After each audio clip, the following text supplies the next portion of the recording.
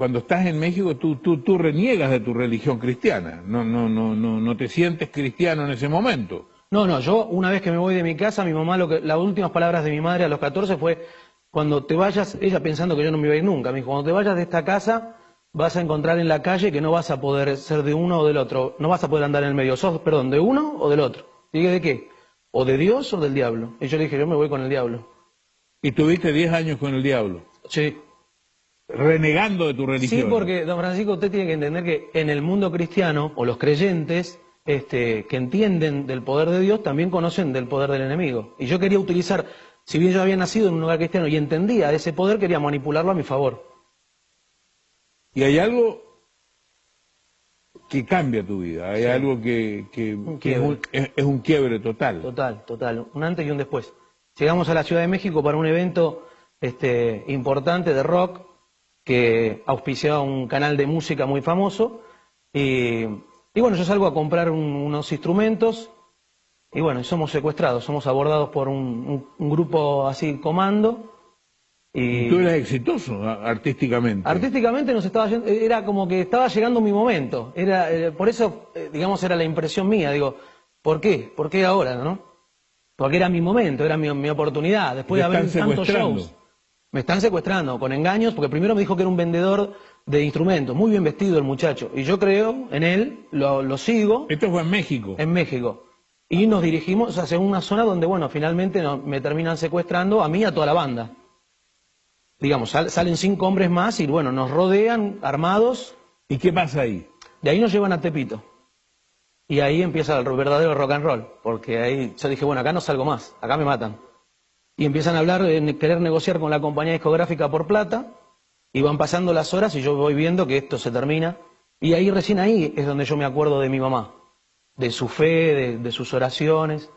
En un momento te ponen una pistola en la cabeza. ¿Qué pasa en ese momento? Bueno, él ya no puede negociar más y me apunta. Yo estoy todo tatuado, entonces él se sentía todo el tiempo como que físicamente yo lo agredía. No sé por qué, pero no había conexión con él. El resto de la banda no los provocaba tanto, pero a mí es como que el castigo era todo el tiempo conmigo. Entonces me apunta a la cara y me dice, ¿crees en Dios? Y yo digo, pero adentro mío pensé, ¿por qué a mí? Porque no le pregunta a todo el resto de mis músicos que son ateos, ¿por qué a mí? Yo que escondí todo mi pasado, nadie sabía que yo había nacido en un hogar cristiano, y encima yo era el más salvaje de todos dentro del ambiente del rock. Y entonces no sabía qué responder y de adentro del estómago me sale decirle sí. Y cuando le dije que sí me dio miedo haberle dicho que sí, que creía. Y me tapé la cara y dije, bueno, acá me voy. Y por lo contrario, esperé y cuando lo vuelvo a mirar, el muchacho me hace con el arma, me dice, si me hubieras dicho que no, te hubiera matado. Se guardó el arma y salió de la habitación. Empezó a discutir con el resto de los secuestradores. Y ahí yo siento un cambio en mí, físico. Empecé del frío y del terror que sentía, empecé a sentir un calor y no entendía y dije, Dios está acá conmigo. ¿Por qué? No entendía por qué. Y era muy fuerte. De hecho, pasaron un montón de otras cosas más. Cuando nos están liberando, otra banda de secuestradores y narcotraficantes entran al barrio y nos quieren matar, y estos mismos hombres que nos estaban secuestrando nos defienden, una locura total. No paraba la odisea, pero adentro mío había algo muy fuerte, un calor, una energía que era totalmente, no la había vivido en mi vida, si bien había nacido en un hogar cristiano, me había bautizado, nunca lo había sentido, y empecé a recordar todo eso. Pero la pregunta era, ¿por qué a mí? Si yo hice todo mal y me gustó, ¿por qué a mí? Porque hay gente que hace las cosas malas y dice, no, yo hacía cosas malas y ahora me siento mal. No, a mí me gustaba, yo hacía cosas malas y me gustaba. O sea, lo que supuestamente para la religión y para la fe eran malas, a mí me gustaba. Entonces yo le decía eso a Dios. Mientras corría por esos pasillos le decía, ¿por qué a mí? Entonces, bueno, más tarde nos liberan, logramos llegar al hotel, ahí estaba la gente, la policía, la gente de la embajada, y nadie, se atemorizaron, así que nadie nos dijo nada, entramos, llegamos a la suite, y yo me arrodillo en el baño y le digo a Dios, ¿por qué? ¿Por qué a mí?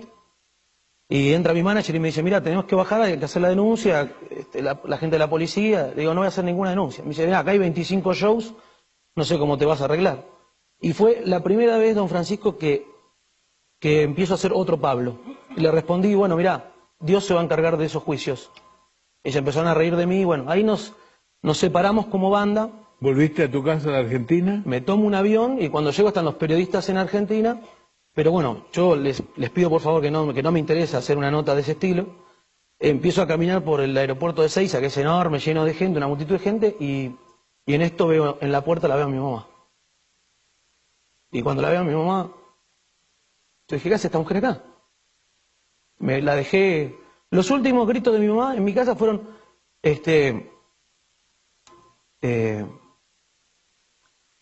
los últimos gritos de mi mamá, ella, yo sé en quién deposité mi fe, gritaba. Y yo la escuchaba de media cuadra, más o menos. Y yo dentro mío estaba orgulloso de irme. Así que la encuentro a mi mamá ahí y me quedaba esa impresión todavía. O sea, estaba mi mamá, pero me quedaba esa impresión de esa mamá controladora, de esa mamá de estar educándonos constantemente, orando por nosotros. Se dedicó a nosotros, a mí y a mi hermana. Entonces, cuando la veo, no me salió a decirle, te quiero, mamá, ¿qué haces? ¿Cómo andás? No. Me salió a decirle, ¿por qué a mí? Lo que me venía preguntando hacía horas atrás del secuestro. Y ella me abraza y me dice, porque yo oré por vos por más de 15 años y Dios hoy a la noche respondió mi oración. Y ahí la abracé. ¿Y eso fue hace cuántos años atrás? 9. 9 años. ¿Tu vida cambió? ¿Te casaste? Sí. ¿Tienes hijos? Tengo hijos. ¿Te has dedicado a la música cristiana? Sí. La verdad que Dios me regaló una vida de nuevo. Y yo me aferré a esa oportunidad. Si bien mi pasado me perseguía al principio, porque no es fácil. Cuando hablo con los chicos o con los jóvenes, les digo, no es fácil. Yo no les quiero vender que de la noche a la mañana conoces a Dios y te cambia la vida. Pero cuando conoces a Dios se abre una puerta. Y cuando vos empezás a caminar hacia esa luz, son esos pasos tuyos que vos vas dando, Él te va acompañando y ahí empieza a cambiar.